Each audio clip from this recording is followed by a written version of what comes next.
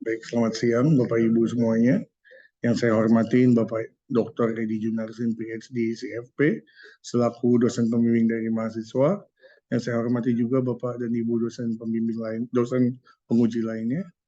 Izinkan saya Andika Tias Pradana pada kesempatan siang ini untuk memaparkan hasil penelitian terkait dengan analisis pengaruh tingkat kesehatan bank berdasarkan metode CHAMELS terhadap potensi kebangkrutan, penilaian Z-score Altman modifikasi pada perusahaan sektor perbankan yang terdaftar di Bursa Efek Indonesia pada tahun 2018 sampai dengan 2021.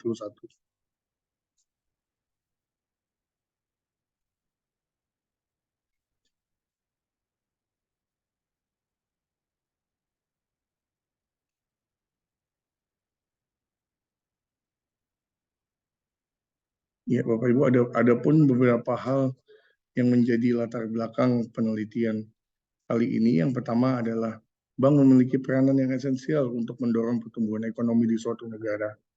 Yang kedua, di mana bank sebagai lembaga intermediaris yang bersifat sebagai penghimpun dana dari masyarakat dan juga menyalurkan dananya kembali kepada masyarakat.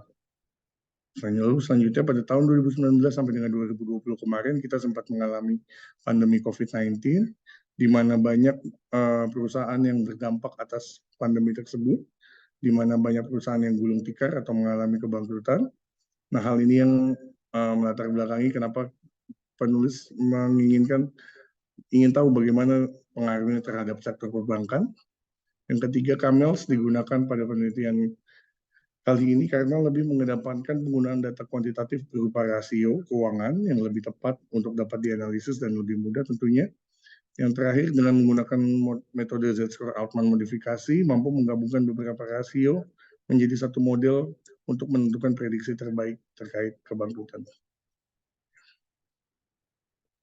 Adapun rumusan masalah dari penelitian kali ini, yang pertama adalah untuk menganalisis pengaruh capital yang dalam hal ini diwakili oleh proxy Capital Adequacy Ratio atau CAR terhadap potensi kebangkrutan perusahaan sektor perbankan yang terdaftar di Bursa Efek Indonesia dalam kurun waktu 2018 sampai dengan 2021. Yang kedua, untuk menganalisis pengaruh aset yang dalam hal ini diwakili oleh proxy non-performing loan atau NPL terhadap potensi kebangkrutan perusahaan sektor perbankan yang terdaftar di Bursa Efek Indonesia periode 2018 sampai dengan 2021. Yang ketiga, untuk menganalisis pengaruh manajemen yang dalam hal ini diwakili oleh proxy NPM atau Net Profit Margin terhadap potensi kebangkrutan perusahaan sektor perbankan yang terdaftar di Bursa Efek Indonesia periode 2018 sampai dengan 2021. Yang keempat, untuk menganalisis pengaruh earning yang dalam hal ini diwakili oleh proxy Return on Asset atau ROA terhadap potensi kebangkrutan perusahaan sektor perbankan yang terdaftar di Bursa Efek Indonesia periode 2018 sampai dengan 2021. Yang kelima, untuk menganalisis pengaruh likuiditas yang ada dalam hal ini diwakili oleh proxy Loan to Deposit Ratio atau LDR terhadap potensi kebangkrutan perusahaan sektor perbankan yang terdaftar di BI periode 2018 sampai dengan 2021. Dan juga yang terakhir terkait dengan sensitivitas yang dalam hal ini diwakili oleh interest expense ratio terhadap sektor perbankan dalam periode yang terdaftar di Bursa Efek Indonesia periode 2018 sampai dengan 2021. Adapun jika kita simpulkan dalam sebuah rangka pemikiran kurang lebih mungkin seperti ini, Bapak Ibu, CHAMELS yang diwakili oleh masing-masing proksinya kepada Z-score Altman modifikasi untuk menentukan kebangkrutan atau tidaknya.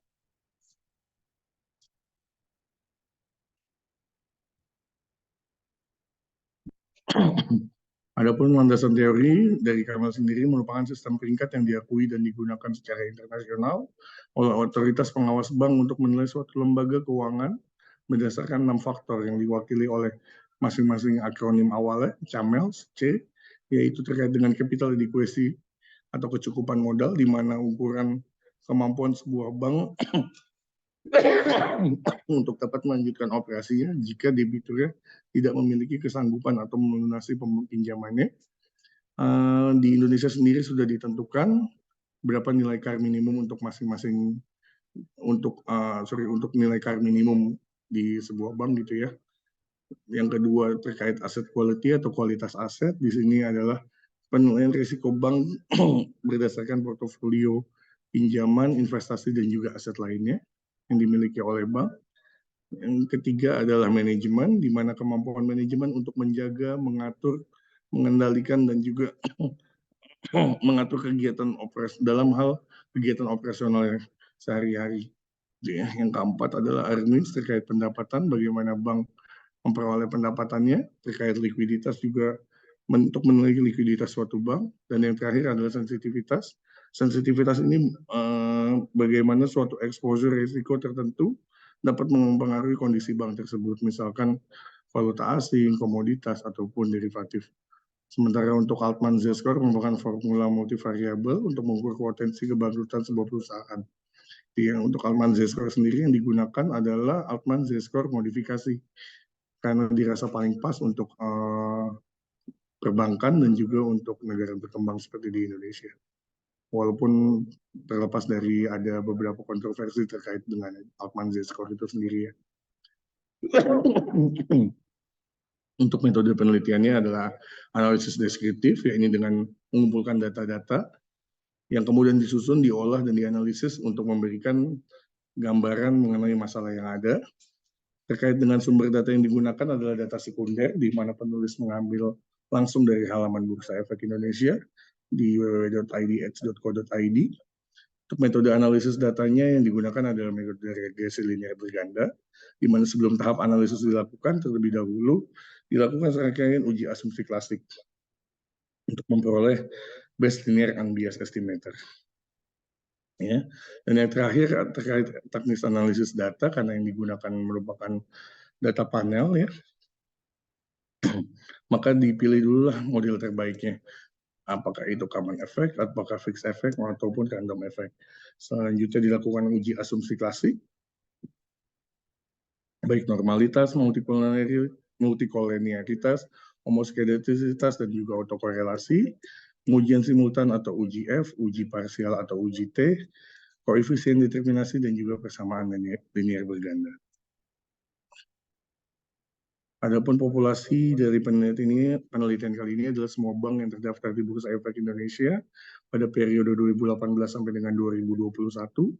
Dalam hal ini jumlahnya ada sekitar 46 bank, namun tidak semua memenuhi kriteria sebagai sampel, di mana kriteria sampel yang digunakan, ya ini yang pertama merupakan bank umum konvensional, yang kedua tercatat di Bursa Efek Indonesia dalam kurun waktu tersebut, yaitu 2018 sampai 2021, yang ketiga memiliki laporan keuangan yang dipublish di BI selama kurun waktu tersebut, dan yang terakhir periode pembukuannya adalah 1 Januari sampai dengan 31 Desember.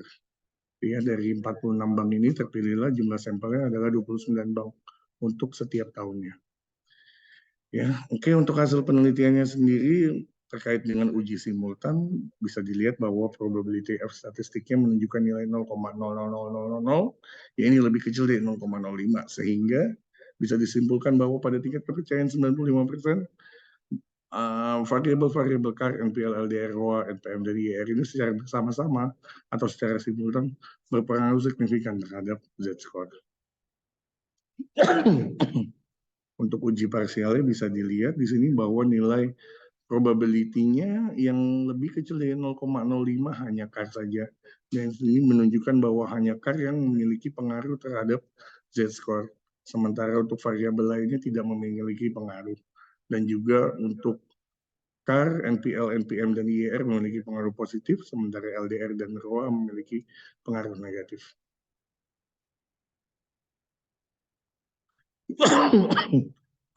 Untuk koefisien determinasi dengan menggunakan EViews 12 dapat disimpulkan bahwa sebesar 52%, 52, sorry sebentar Bapak Ibu, slide-nya terlewat.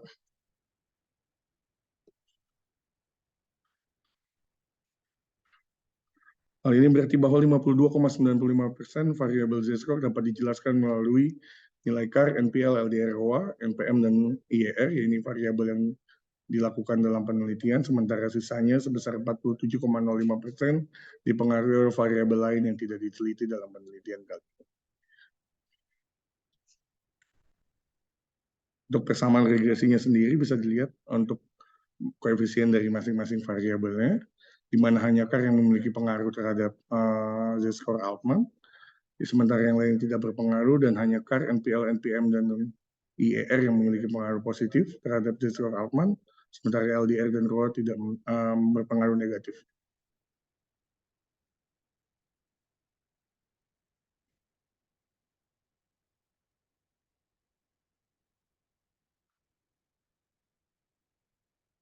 Baik, kesimpulannya adalah pada penelitian kali ini hanya CAR atau Capital Adequacy Ratio yang berpengaruh terhadap Z-score sektor perbankan yang terdaftar di Bursa Efek Indonesia selama periode 2018 sampai dengan 2021. Sementara variabel lainnya baik NPL, LDR, NPM, ROA, dan IER tidak memiliki pengaruh terhadap Z-score sektor perbankan yang terdaftar di Bursa Efek Indonesia selama periode 2018 sampai dengan 2021. Nah, adapun dari kesimpulan tersebut bisa diambil saran untuk penelitian selanjutnya, ini untuk bisa memperluas cakupan variabel yang belum digunakan dalam penelitian kali ini dan juga penelitian-penelitian sebelumnya. Bisa juga menggunakan angka NPL bruto dan neto sebagai pembandingnya, dan juga penelitian selanjutnya diharapkan bisa menggunakan metode yang lebih sensitif sehingga mampu menangkap pergerakan saat kondisi ekonomi tidak stabil. Mungkin kurang lebih itu yang dapat kami paparkan. Bapak Ibu, kurang lebihnya mohon maaf. Terima kasih. Wabillahi taufiq wal hidayah. Wassalamualaikum warahmatullahi wabarakatuh.